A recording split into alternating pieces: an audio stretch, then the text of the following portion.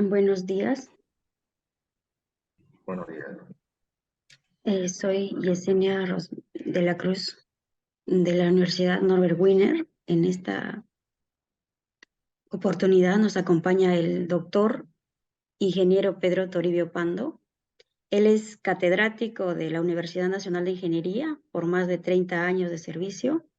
También ha participado en las importantes obras de nuestro país y también en edificaciones y saneamiento y también minería. También es investigador. Adelante, compañero. Buenos días, doctor. ¿Qué le llevó a convertirse en un especialista en mecánico eléctrico? Bueno, buenos días con todos. La especialidad de ingeniería mecánica eléctrica es una de las ramas de la ingeniería que básicamente tiene que ver con el desarrollo de los equipos electromecánicos. Y una de las labores es el tema de la generación de energía. Dentro de ello podemos tener la energía eléctrica, con la cual nosotros la utilizamos en muchos procesos, en procesos industriales, en las casas nosotros utilizamos la energía para la iluminación, para utilizar, por ejemplo, por este medio las computadoras. En el caso de ustedes que estudian la especialidad de odontología, se basan también con algunos equipos, como por ejemplo las compresoras, las bombas de vacío, etcétera, que necesitan de energía eléctrica para poder realizar una función específica. Mi siguiente pregunta, ¿cómo describiría su enfoque para crear un plan de investigación personalizado para un cliente? Bueno, para desarrollar un trabajo de investigación, ustedes tienen que identificar cuál es el problema, tener claro cuál es el problema. Si ustedes no tienen identificado cuál es el problema, no pueden desarrollar un trabajo de investigación. Entonces, ustedes tienen que identificar el problema principal y los problemas específicos, ¿no? Para poder plantear cuál va a ser su metodología de investigación.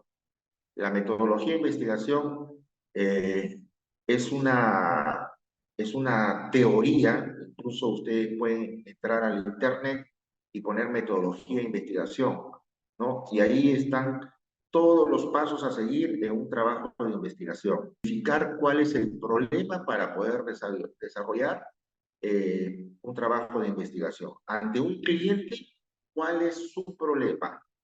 ¿Correcto? Eso sería la respuesta. Mi siguiente pregunta, ¿qué consideraciones toma en cuenta para determinar cuál es el tamaño de cable que necesitas para alimentar una máquina eléctrica? Claro. Ustedes saben que para poder hacer funcionar un equipo eléctrico, hay equipos eléctricos pequeños y hay equipos eléctricos muy grandes. Todo eso va a depender del tipo de aplicación o el tipo de industria donde nos ubiquemos. Si tenemos un equipo pequeño, por ejemplo, un equipo, en el caso, por ejemplo, de una clínica odontológica, ustedes utilizan una compresora o utilizan una bomba de vacío, una compresora para generar aire comprimido, ¿no? Ya sea para poder sopletear, ¿no? Limpiar, o una bomba de vacío para poder succionar.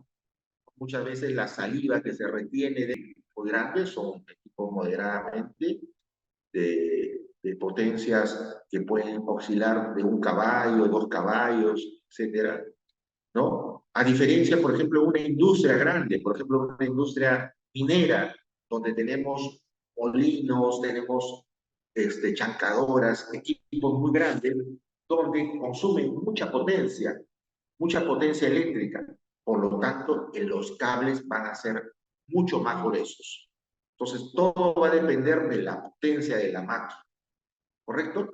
Eléctrico. El cable eléctrico es el que transporta la energía desde la fuente hasta la máquina, ¿correcto? Doctor, en la revista Industrias Data de la Universidad Nacional Mayor de San Marcos. En su artículo había leído que el sistema de tuberías de polipropileno beta nucleado es una de las mejores selecciones para la fabricación de tuberías destinadas al trasiego de fluidos como el agua potable, ¿no? Eh, ¿Por qué cree usted? A ver, eh, uno de los transportes de fluido que utilizamos normalmente es el agua potable. Por ejemplo, Sedapal, ¿no? Sedapal o cualquier empresa de saneamiento del país, hablemos de Sedapal acá en Lima, transporta el agua a través de tuberías, ¿no es cierto? Transporta el agua a través de tuberías. Sedapal utiliza diversos tipos de tuberías, ¿no? Utiliza, por ejemplo, tuberías de fierro, de hierro dúctil, pero en su interior tiene un recubrimiento de concreto, ¿no? Utiliza también tuberías de acero, que están recubiertas normalmente en galvanizado en caliente o zincados y después están recubiertas con pintura epóxica. Pero eso es para transportar el agua. Ustedes saben que el agua potable, ¿qué cosa tiene el agua potable? ¿Qué se le echa al agua para que sea potable? ¿Qué se le echa? Le echan cloro, ¿cierto? Le echan hipoclorito de sodio o hipoclorito de calcio. Le echan cloro para que el cloro mate todas las bacterias que pueda haber en el agua y pueda ser apta para consumo humano. ¿Correcto? En el caso de una industria, por ejemplo, se ha propuesto este tipo de tubería, que es una tubería plástica, tubería de polipropileno, beta, que es una tubería aséptica, que no permite la acumulación de microorganismos, y es una tubería también resistente a la presión y resistente a la temperatura. Y en el trabajo de investigación que hemos presentado a la Universidad de San Marcos, Doctor, usted al realizar la investigación de las tuberías de polipropileno, ¿no? ¿Con qué fin lo hizo?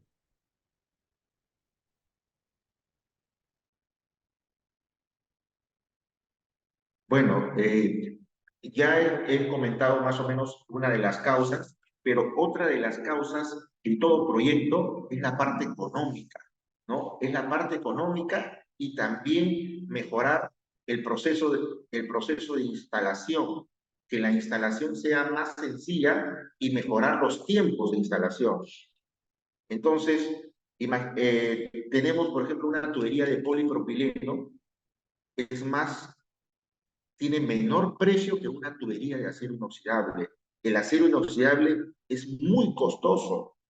Ustedes, futuros odontólogos, ustedes van a utilizar sus herramientas de trabajo, todo de acero inoxidable, todo es de acero inoxidable. ¿Por qué? Porque el acero inoxidable es un metal que evita la acumulación de bacterias, hongos, diversos microorganismos, etc.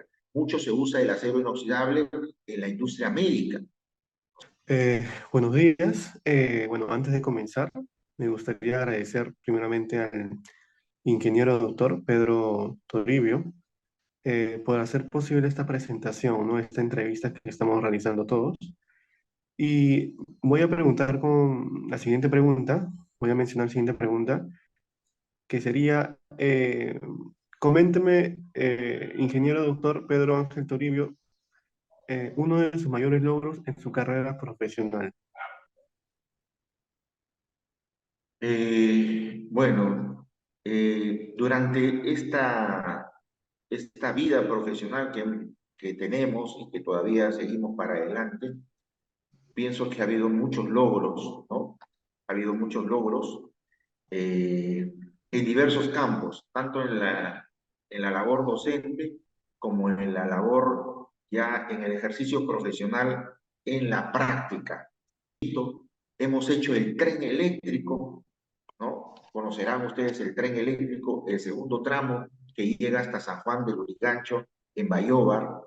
Entonces, para mí ha sido retos, estos proyectos tan importantes han sido diferentes retos, ¿no? que no nos tenemos que amilanar, tenemos que enfrentar, porque muchas veces, y eso es como una recomendación a ustedes, no se dejen amilanar, ¿no? Muchas veces podemos ver que al comienzo es difícil, pero en el camino vamos aprendiendo, vamos preguntando, vamos poniéndole fuerza, vamos poniéndole interés y no nos podemos amilanar.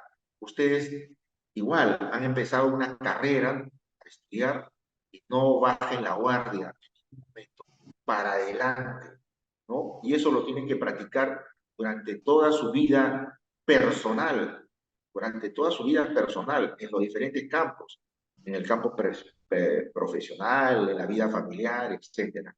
Entonces, regresando al campo ya profesional, yo considero mis logros haber terminado satisfactoriamente cada una de estas obras, obras que están en funcionamiento, obras que están en funcionamiento, no son obras que se han quedado inconclusas, no, están en funcionamiento. Esa es la labor, en este caso,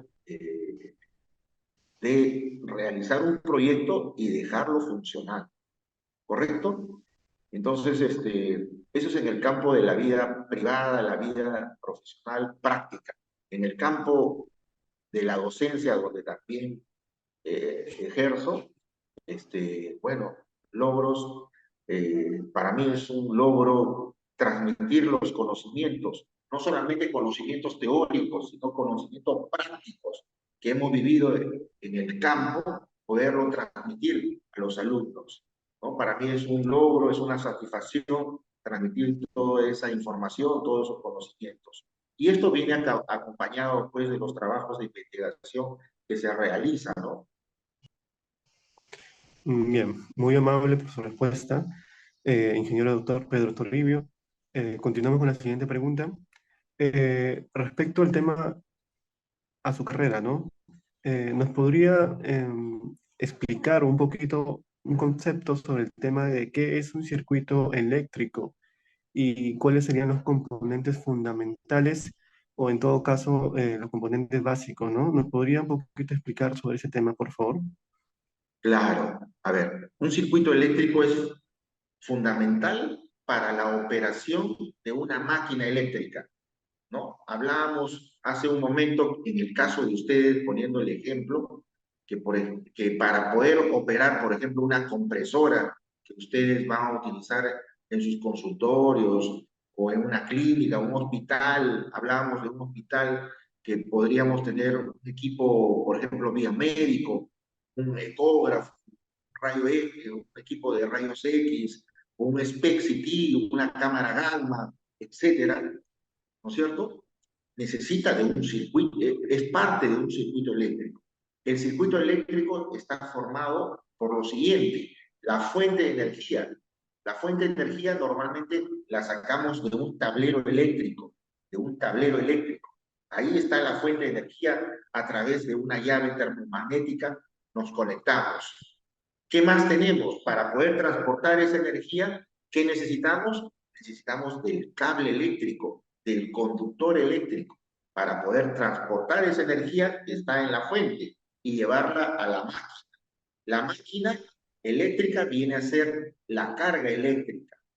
Entonces, un circuito eléctrico, si queremos definir, es un conjunto de dispositivos interconectados entre sí que nos permite generar, transportar, transformar, ¿qué cosa? La energía eléctrica en una energía de producción, en una energía productiva.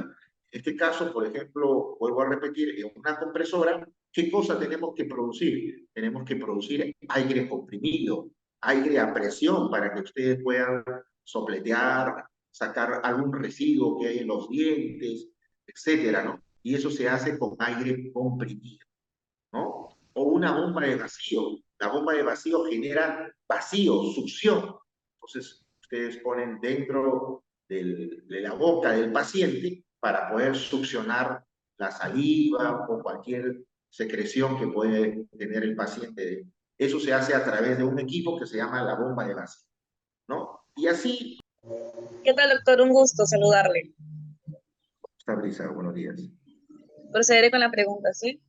¿Cómo cree que la tecnología está cambiando el trabajo de los ingenieros eléctricos y mecánicos en la actualidad? Muy bien. Bueno, no solamente la tecnología cambia el estilo en la vida de un profesional, no solamente de un ingeniero mecánico, de cualquier profesional. La tecnología realmente avanza a pasos agigantados y un profesional no hay cuando termine de estudiar. No es que ya estudié la carrera 5 años de odontología y ahí queda. Tienen que seguir estudiando toda la vida. Toda la vida. El profesional tiene que estudiar hasta el día que se muera.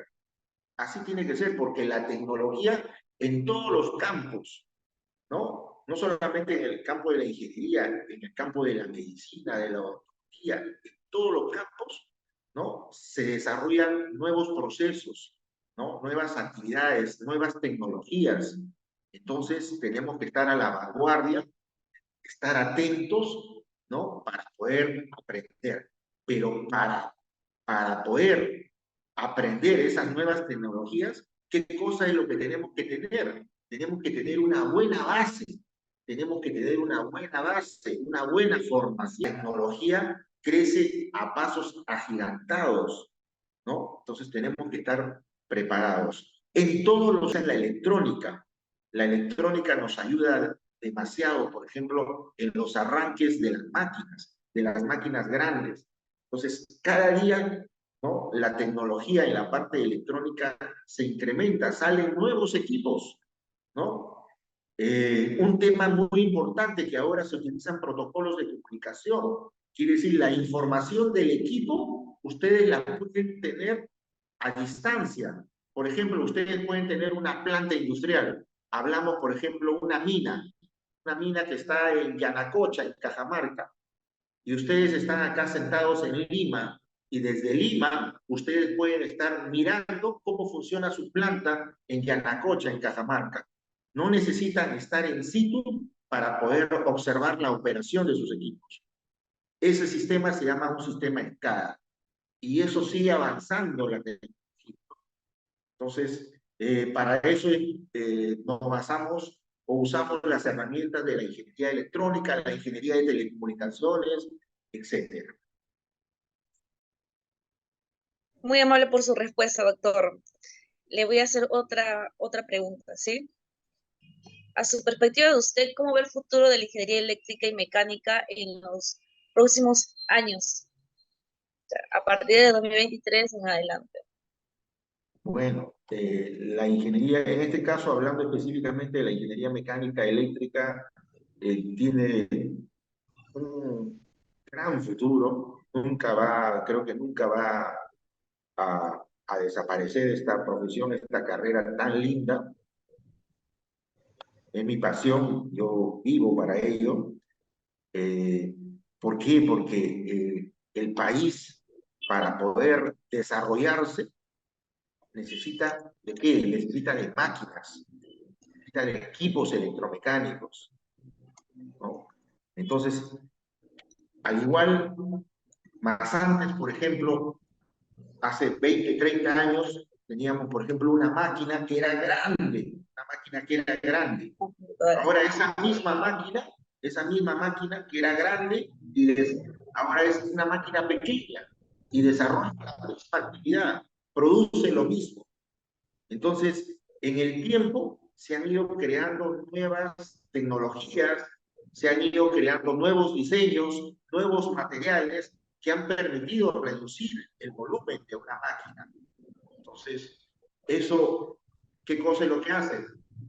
Tengo menor consumo de energía, tengo menor espacio, mejor instalación, el costo es menor incluso, entonces hay muchas ventajas. Y eso va a ir en el futuro, igual, va a ir saliendo nuevas cosas y tenemos que estar preparados. Para un ingeniero mecánico, a mí me parece que es como un ingeniero mecánico, porque tiene una cantidad de herramientas increíbles, ¿no? Tiene una cantidad de herramientas, tiene que saber de los materiales que están usando, utilizan equipos electromecánicos, Y cuando desarrollan, o por ejemplo quieren enderezar un diente, tienen que emplear un conocimiento mecánico, un conocimiento de la fuerza, de tracción, del torque. Tienen que saber de mecánica y tienen que saber también de electricidad. Pienso que un odontólogo es una de las profesiones más completas. Tiene que saber de mecánica, tiene que saber de medicina, tiene que saber de eléctrica, tiene que saber hasta de arquitectura, de estética. Es la combinación de muchas especialidades. ¿Algo que nos quisiera comentar ya para poder finalizar aquí con la entrevista? Bueno, lo que más o menos ya le he mencionado, nunca bajen la guardia. Ustedes, como lo han dicho, son jóvenes, están llenos de energía. Sean ustedes una esponja, adquieran todos los conocimientos, absorban todos los conocimientos, lo máximo que pueden aprender, porque eso le va a servir en su vida futura. No hay cuándo terminar de estudiar. Un profesional no tiene cuándo terminar de estudiar. Toda la vida vamos a estudiar, pero lo que aprendamos tenemos que aplicarlo. No nos podemos quedar para nosotros. Y es muy importante saber transmitir los conocimientos. Gracias, doctor. Ha sido nosotros un gusto entrevistarle. Nos ha servido de mucho sus conocimientos, por su amplia experiencia.